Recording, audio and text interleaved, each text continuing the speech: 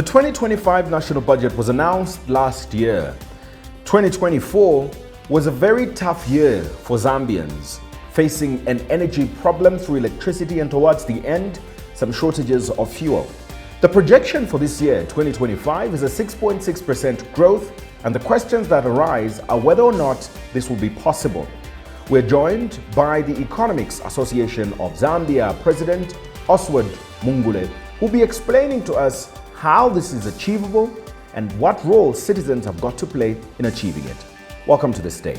My name is Dingindaba Jonah Buyon.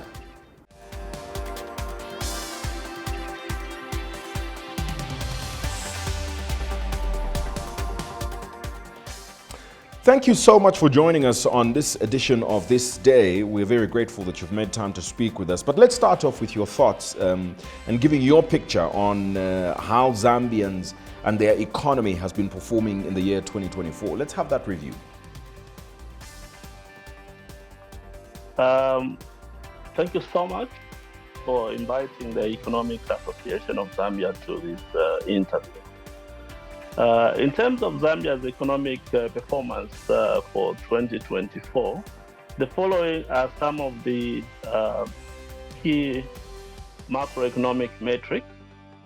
In terms of GDP growth rates, the revised fourth quarter 2024 GDP growth rate was projected at 2.5%, which is up from an earlier projection of 1.7%, meaning that before the end of the year, we were thinking that the economy would grow by 1.7%. But what we are seeing in terms of the figures coming out is that our growth rate has actually gone up to about 2.5% end of 2024. This can be attributed to a number of things, among them including the debt restructuring program by government and also improved credit rating for the country as a result of the restructuring. And this has led into positive sentiments or optimistic sentiments from the business community. And this is driving GDP upwards because now they know that at least the economy is performing well generally. In terms of inflation, inflation reached 16.7% by December 2024 from the previous 16.5% in November. This is an indication of on the cost, the increase in the cost associated to the production of GDP. Interest rates also eased up. They closed at 14%. This is the monetary policy rates. There was a rise in the rate, and that was from 13.5% of the third quarter announcement. In terms of the trade balance closed positive at 1,076 million US dollars in December, from the negative of minus 3,120 million US dollars in December. So you can see that the trade balance improved in the last month of the year of 2024. This means that Zambia exported more than it imported in December 2024, and giving a favorable position in terms of the competitiveness of the economy as of December. So this also shows some signs of improvement in the economy. The budget deficit improved also from minus 8.2% in December 2023 to about minus 5.7% December 2024. Also, this shows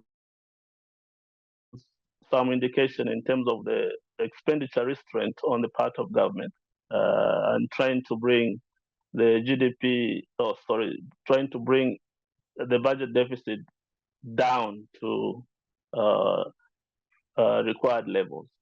In terms of foreign exchange reserves, the economy improved from 3,000, 3.855 billion to 4.133 billion in December 2024. So you can see that despite the prices going up during 2024, as seen by inflation and interest rates, the economy has been performing well. So in terms of GDP numbers, of course, the growth rates are lower, but they are positive. So, which is a good indication of the future prospects for the economy. So that's what I can say about the performance of the economy in 2024. So let's now talk about the World Economic Output Report, which actually coincides with the government's projected GDP growth for 2025 at 6.6%.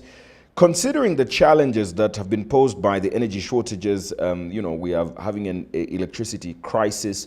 We're also most recently having a fuel problem here in the country. There's high inflation and the 2024 drought. Is this a realistic target for 2025 to talk about 6.6% growth this year?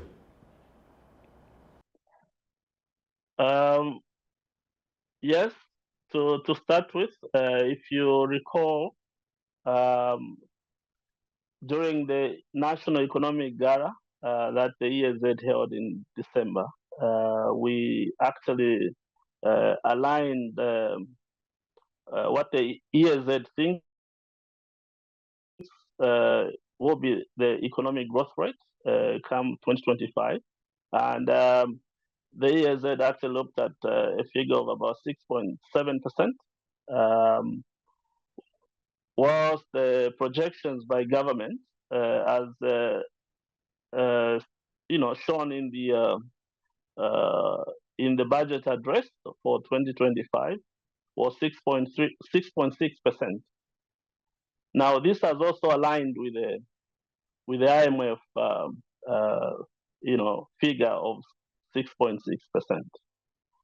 So what this means is that both the government and the IMF are expecting output growth to be driven mainly by increase in the mining production and related industries.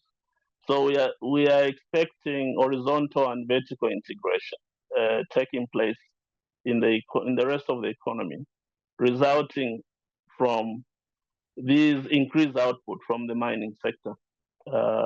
We also have infrastructure, projected infrastructure growth in the country. We have road construction, buildings, and other environmental and sustainable kind of infrastructure that have been planned for in the 2025 budget. So we expect some horizontal integration resulting from infrastructure development into supporting the mining production and related industries. Then we have positive sentiments in the economy resulting from the positive nature of the policy trends and movements in the economy, also resulting from the positive movements by the government in terms of debt restructuring. So we are receiving positive sovereign rating. The sovereign rating has started improving, and that's a good sign in terms of stimulating investments into the economy. In the other related sectors and industries besides the mining, such as agriculture, tourism, manufacturing. These sectors also are integrated to the mining industry, because the mining industry will then be demanding inputs from these other sectors.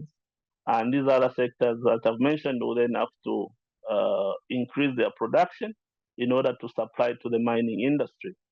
So that's the kind of horizontal and vertical integration that takes place within the economy.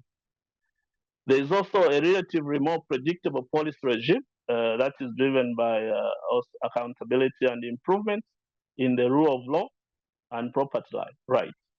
So we are all aware that institutions are key to economic growth and also to stimulating investment. If institutions are strong and predictable, then you start seeing more inflow of investments from both the local and international investors. So these metrics are fundamental to contributing to positive sentiments in the economy. So this target is very realistic and achievable. I think at the ESZ we are looking at it as the minimum growth.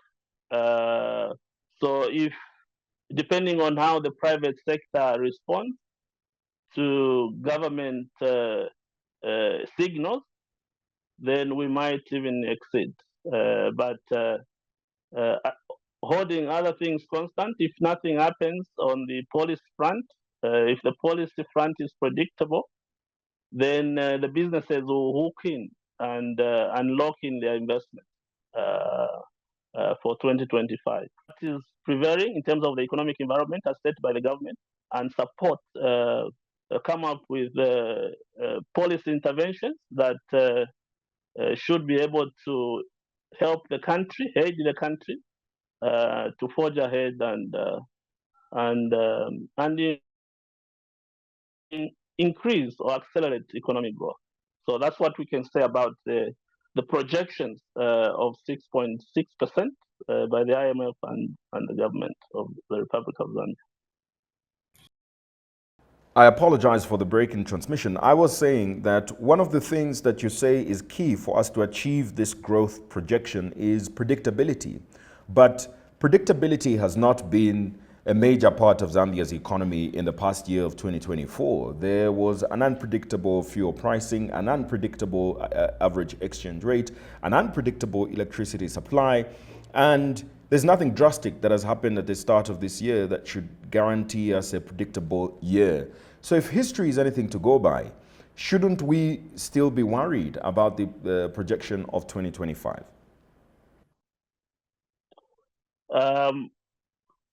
We shouldn't be worried because the growth rate is actually based on the reduced GDP level. So if you're coming from a smaller figure into a slightly higher figure, you will definitely see that the growth rate will tend to be larger. But that doesn't mean that the large growth in the GDP will translate into, may not necessarily translate into inclusive growth. So the ordinary Zambians may not feel it because that's a problem that we grapple with, inclusivity, when you have growth like that. But the stability or the instability you are talking about is at two levels. You're looking at the instability that is climate and nature related. We have shocks from climate and nature. These shocks, we just have to learn to adapt to them so that we don't worry about them anymore. And this is what the ESZ has been talking about, that there is no need for the country to worry about climate and nature-related risks. We can do something. If it's concerning electricity, if there is no rain, why should we be worrying about electricity? Okay, we have countries that are in desert conditions and they don't worry about electricity generation. There are so many. The technology now is so advanced that institutions can procure production, electricity production uh, facilities and install them so that they insulate the economy or they make the economy more resilient. So that's why we're talking about resilience, okay, in terms of economic management and implementation. The Ministry of Green Economy is at the center stage of trying to make the economy more resilient. And a lot of programs have been put in place for 2025 to make the economy more resilient than it was in 2024. So we expect that we are moving away from the lack of these resilient policies in 2024 to 2025, where we have more resilient economy. So that's on the first front. Okay. The other instability is coming from the nature dynamics in the economy or in the market. We know that the exchange rate and other prices respond to market conditions. For instance, for the exchange rate, if you do not have enough forex coming into your country, you don't expect your currency to be stable. There will always be these speculative attacks on the currency because the economy is liberalized. There are these speculators in the market and making profit out of it. So if they know that the central bank is weak in terms of supplying more forex into the market, they will take that into account and use it for their own profit motives. So it's the nature of the market, and that's how the market dynamics operate. That prices will tend to be very, very flexible and responsive to conditions obtaining. So the exchange rate is one of the key macroeconomic fundamentals that is driving GDP growth. And this is through mainly export and import function. So the more we import, the more we exchange kwacha for dollars, because then you want forex to be able to import. The more you export, you are then getting more of the forex, and you have the forex, and therefore you have more forex available, and therefore your currency tends to be strengthened. So the movements in the imports and the exports will then affect the rate at which your currency is trading with other currencies, and therefore there is that volatility that I referred to as the normal workings of the market conditions. However, the country has not handled exports invoicing very well, and revenue profits in the manner beneficial to the country or to the economy. We see that the most companies, most exporters are invoicing in the foreign countries. Meaning, if you draw an invoice in a foreign country, the receiving bank will be a foreign bank on the invoice, and therefore, when you're exporting, forex is not hitting the domestic economy, and therefore creating that insufficiency in terms of forex that is required to support the currency. So there is need to reach a win-win situation between the exporters and government. that at least when they export, their assets are safe in Zambia, and therefore they shouldn't be worried. They can take their money out anytime they want, but when they're exporting, they should be invoicing locally so that the local banks receive the export proceeds. Alternatively, parastatals in the export sector are not channeling sufficient forex into the domestic market. And therefore, we need them to also come in and support the inflow of forex into the domestic market. So parastatals should be outward looking, whereby they should be more export oriented by investing in foreign jurisdictions, and therefore they'll be able to channel the forex back to Zambia. Just like the companies that are operating in Zambia, they are foreign. So once they make money, they take the money to their own countries. So that's where the issue is. So the solution depends on how government negotiates with these companies, so that they at least leave some money in the local economy to support the currency. So that, in a nutshell, that's what I can say about the volatility in pricing, and that come 2025, because of the improved market sentiments and confidence levels are improving from the business people. So we expect that monies or forex will tend to be inward bound than outward bound in 2025. But this should be supported by government to make sure that the foreign exchange proceeds are inward bound, and therefore will stabilize the currency and also. All right. Well, let's talk about inflation as well, and basically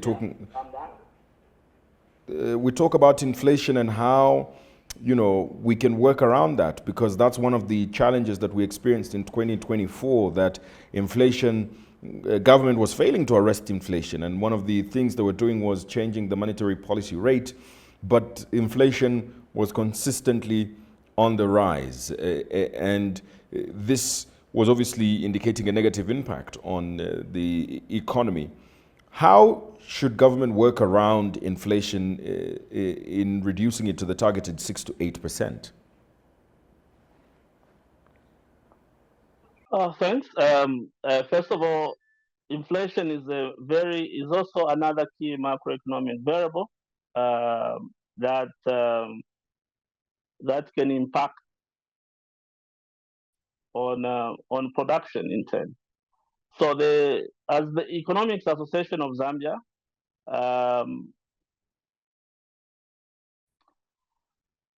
we have the view that we need to realign more than inflation. So if you look at the current situation, the new monetary system was introduced in somewhere around 2012, and this is 2024. So at least 10 years has elapsed, okay, in which or after which we need to rethink whether this monetary policy regime is consistent with economic growth. So if you look at the government, the Zambian government's perspective going 2024 and beyond is to improve or to increase production. The president himself, the Republican president himself, has been saying that we need to consistently increase GDP. If you look at our GDP trends in Zambia, you find that it's flat. It's a flat trend, meaning that our GDP growth rate has just been fluctuating around the mean, and that is not good if you want to improve the living conditions of your people. So we need to align the monetary policy to support output growth. That's what I'm saying. We need to penalize output growth volatility instead of penalizing inflation or price volatility more than output volatility. So we need to look at three things, three metrics in the monetary policy. One, output volatility, inflation volatility, and exchange rate volatility. Then you put more weight on output volatility, followed by exchange rate volatility, and lastly, inflation volatility. That way, then we will be able to support government's effort in terms of reducing prices, the general price level in the economy. Because if you produce more, then you don't expect prices to be increasing. Okay? If you produce more, prices should start going down. So these suggestions will align with the current government policy to target output. Government is targeting output going forward. So everyone has to target output volatility and penalize output volatility. Be from the revenue side of it. If you are doing revenue administration, you need to come up with policies that will support output growth. From the insurance perspective, you need to support output growth. From the capital market perspective, you need to support output growth. That's how you coordinate economic policy. And therefore, government will achieve what it wants to achieve by 2030. By 2030, government intends to expand its metals output to 3 million tons, for instance. So this is an output-led kind of policy, and we need to interpret it as such. So it's an output-led environment. We are moving away from price-led kind of growth into now output-led kind of growth.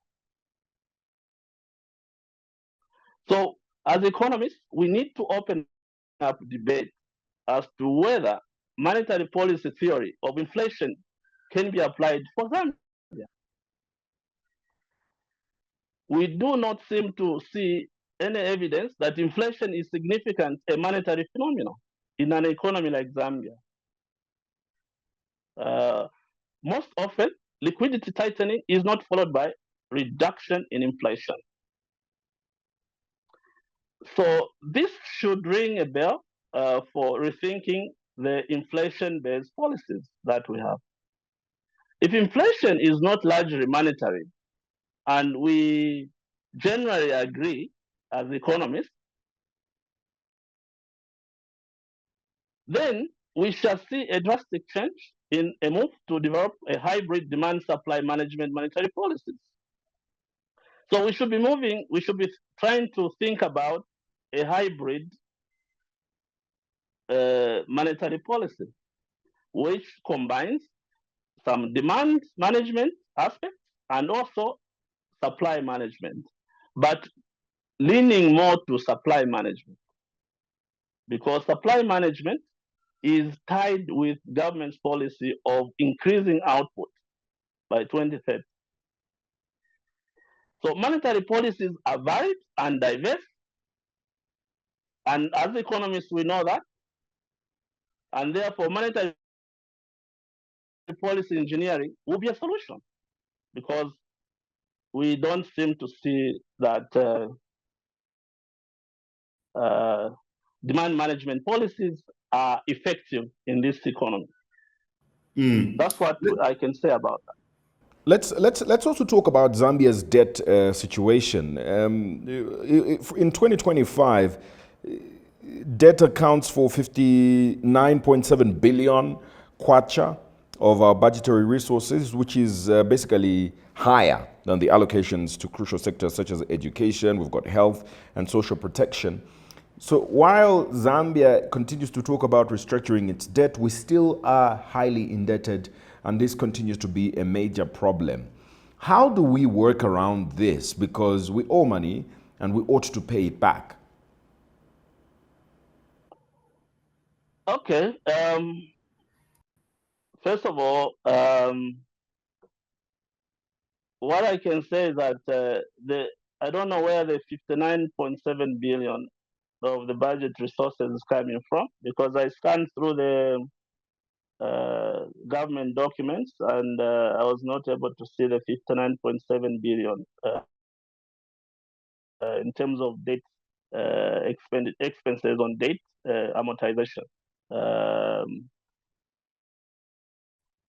why I'm saying this is that government has restructured the debt, and the repayments the repayments will be around 16.7 billion annually with restructuring. So you can see that I think there is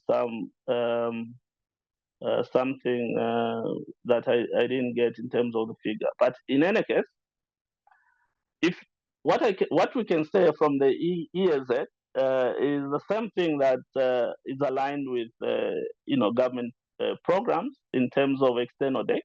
That for instance, if external debt was not restructured, the 2025 external debt payment would have been about 8 billion US dollars, which is roughly 246.4 billion. And this is very, very, very big figure. And with the restructuring, okay, instead of paying 8 billion, with restructuring, we are talking about paying only 599 million US dollars. So that's what the government has done. And this is what the people of Zambia should know, that from instead of paying 8 billion, we'll now be paying, starting 2025, going on upward, we'll start now be paying only 599 million.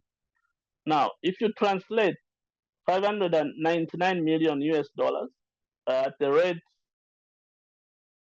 that was used for 2025, you're coming about 16.7 billion, somewhere around there in terms of kwacha values. So this is a relief. And the monies that have been released will now be spent to other sectors. Okay, this means that government still has to collect more revenue. Okay, it doesn't mean that if they've restructured, then they shouldn't collect more revenue. So in 2025, they have to collect more revenue by aligning the tax laws to aid GDP growth projection. Remember, at the beginning, I said the focus of government, the target is GDP growth. They want to grow the economy. They want to grow the income of the country. So tax policy will be aligned to supporting growth of output. And at the same time, if economy is growing, then GDP, in terms of revenue, the government will be collecting more revenue. So they would do that by improving the effectiveness of the tax administration, which is already ongoing, and the Zambia Revenue Authority is doing a tremendous work and job in terms of trying to streamline and administer the tax so that they align it with the objective of GDP growth. For instance, government in 2025 will increase domestic revenue collection to at least 21.4% of GDP. This is up from around 18% of GDP. So you can see that, of course, at least 21.4% will start now aligning our economy to other regional economies, which are collecting the neighborhood of about 25% of GDP. Others are even collecting more than 25% of GDP. So this is it's a positive move. It's a sign that we'll now be looking at higher revenue collections come 2025. At the same time, government will limit fiscal deficit to not more than 3.1% of GDP. So they will also work on the expenditure side of it. So they've told us that it will be 3.1% of GDP. And they've also told us that domestic borrowing will be limited to only 1.9% of GDP. So these are good signs. And that's why even the projections, if you look at these macroeconomic fundamentals, then you can see that this is what the government is thinking. And therefore, businesses will then factor the thinking of government into their business plans to say, okay, come 2025 and beyond, we shall start seeing stable macroeconomic growth. And therefore, this is an environment where they can deal, they can do business, because the environment is becoming more stable as per plan. This is the government plan. So we are not talking about the out 10. Out 10, we shall know as we proceed in 2025, we shall know how government is actually implementing these plans, which they've told us that they're going to implement. So these are good signals to the economy, as government has indicated its intention in 2025. So what government has promised is that they will increase revenue collection and they will spend within its means. This is what businesses are looking for, and are indications of commitment to stabilizing the economy. But this is not enough. The private sector needs to respond by taking up business opportunities left by government to the private sector. So let the private sector come in and participate effectively. Now, to facilitate private sector involvement, government plans to strengthen credit guarantee schemes to de-risk the private sector. Because you are aware that most banks, they are averse to lending to the Zambian private sector, especially MSMEs, because of the perceived high credit risk. So the credit guarantee schemes, which are being strengthened, are meant to de-risk this sector. And therefore, you can lend to this sector at a lower price. So this is coming. Now, we know that MSMEs constitute about 97% of the businesses in Zambia. So MSMEs are a focus because they are the largest segment of the business. And therefore, they need to be assisted so that the economy grows rapidly in 2025 and beyond. Well, let's already we have seen yes, we have also seen improvements. Yeah, okay. We have seen improvements in the various sectors of the economy in preparation for 2025. So on plan, I think things look okay, but we shall yet to see how the implementation will be done. Yeah.